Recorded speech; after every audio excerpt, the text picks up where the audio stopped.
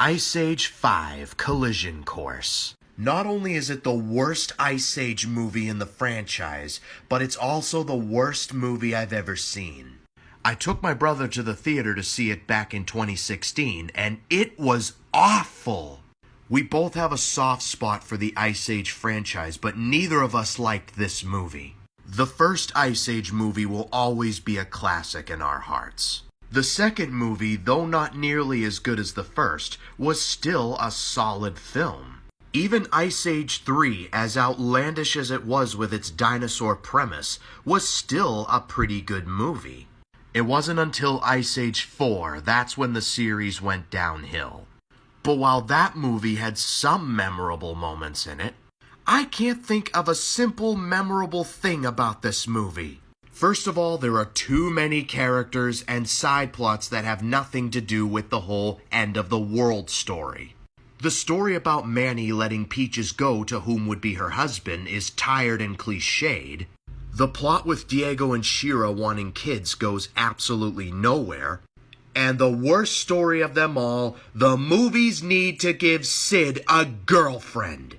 Because if Cars 2 taught me anything, it's that literally anybody can find true love, even the most hateable of idiots that deserve death more than a significant other.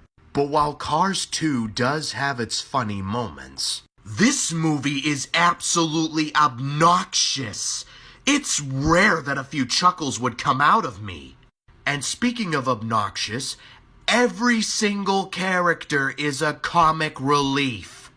They all focus less on the story and the whole end of the world thing, and focus more on cramming in as many tired jokes as possible. The one thing I do like about Collision Course is the animation. It's the best the Ice Age has ever seen. But in all honesty, that doesn't really say much. I'm giving this movie a 1 out of 10, and it doesn't even deserve that.